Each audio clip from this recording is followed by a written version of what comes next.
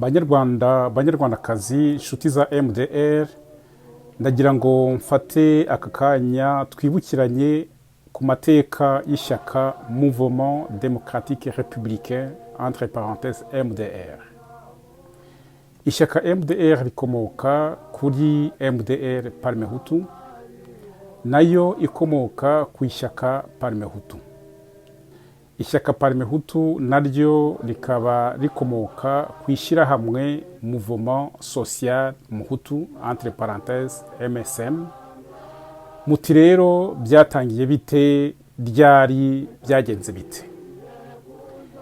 Mu gihe abana b'u Rwanda cyane cyane bo mu bwoko bw'abahutu bari bamaze imyaka irenga 400 barakandamijwe n'ingoma nyiginyantutsi Karinga, nyuma yaho batsembatsembye abami b'abahutu hafi ya bose babayeho mbere y'ingoma nyiginyantutsi Karinga. Kuva mu 1957 habayeho impinduka zikomeye ishyaka Parmehutu ryagizemo uruhare rukomeye kugera igihugu kigeze ku bwigenge tariki ya mbere Nyakanga 1962. Inkubiri y'impinduramatwara yabimburiwe na manifeste y'abahutu yasinwe n'Impirimbanyi za Demukarasi 9 ku itariki ya 24 z'ukwa gatanu 1957. Izo mpirimbanyi nizi zikurikira: Maximilien Niyonzima, Grégoire Kayibanda, Claver Ndahayo, Isidore Nzeyimana, Kariopi Munindahabi, Godefroid Sentama, Sylvestre Munyambonera, Joseph Sibomana, Joseph Habyarimana.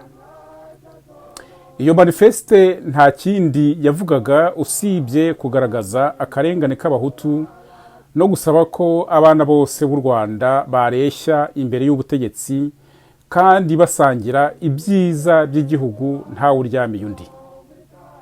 Kubera ko icyo gihe amashyaka atari yakemewe, umunyamakuru icyo gihe Grégoire Kayibanda ku itariki ya mbere z'ukwa gatanu 1957 yashinze ishyirahamwe ryitwa Mouvement Social Hutu, ari nabwo yadepoje statut zayo zaje kwemerwa tariki ya 4 Mata, no kuvuga kwa 4 mu 1958. Mu mwaka w'1959 amashyaka amaze kwemerwa, Mouvement Social Muhutu yahindutse ishyaka baryita Parmehutu. Ubwo hari tariki ya 26 z'ukwa 9 1959. Parmehutu mu magambo arambuye bivuze ngo Parti du Mouvement de l'Émancipation Hutu. Tariki ya mbere z'ukwa 11 nibwo hatangiye revolution ya rubanda bise revolution yo muri 59. Yari igamije gusezerera ingoma ya cyami no gushyiraho repubulika. Tariki ya 18 z'ukwa 10 1959 ishyaka Parmehutu ryahindutse Mouvement Démocratique Républicain entre parenthèses MDR. Mu 1960 administration coloniale yateganyije amatora y'abajyanama b'amakomine. Ku mpamvu yo kwitegura amatora kubera ko abaturage bari bamenyereye Parmehutu, ishyaka MDR baryongeyeho ijambo Parmehutu, izina ry'ishyaka riba MDR Parmehutu, iyobowe na Grégoire Kayibanda. Hagati ya tariki ya 26 z'ukwa gatandatu na tariki ya 27 z'ukwa 7 1960 habayeho amatora y'abajyanama b'amakomine. Ayo matora yarangiye ishyaka MDR Parmehutu ryegukanye amajwi arenga purusa 70, andi majwi asigaye ahabwa Aprosoma, Rader na Runari. Tariki ya 28 z'ukwa mbere ababurugumestre n'abajyanama b'amakomine bari bamaze gutorwa, bateraniye igitarama batangaza ko bakuyeho ubwami, ko babusimbuje repubulika. Banasaba ko hashyirwaho inteko ishinga amategeko na guverinoma y'agateganyo igihe hategerejwe ko u Rwanda rubona ubwigenge. Grégoire Kayibanda yatorewe kuyobora guverinoma by'agateganyo, naho Dominiko Mbonyumutwa atorerwa kuba perezida wa repubulika. Uwo munsi ntuvugwaho rumwe, bamwe bawita coup d'etat do Gitarama, abandi bawita umunsi wa demokarasi. Ishyaka runari n'abambari b'ingoma ya cyami banze kwemera ko ubwami bwavanweho, batakambira umuryango w'abibumbye Loni, itegeka ko haba amatora ya kamarampaka yemeza ubwami cyangwa se repubulika. Ayo matora ya kamarampaka yabaye tariki ya 25 z'ukwa 9 1961. Amatora atsindwa n'abifuza ko u Rwanda ruba repubulika.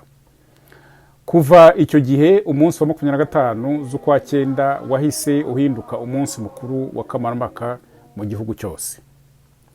Tariki ya 26 z'ukwa 10 1961, Grégoire Kayibanda yatorewe kuba perezida wa repubulika. U Rwanda rubona independence tariki ya mbere z'ukwa 7 1962. Tariki ya 10 z'ukwa 3 1965, Grégoire Kayibanda yongeye gutorerwa bwa kabiri gukomeza kuyobora u Rwanda mu mwanya wa perezida wa repubulika.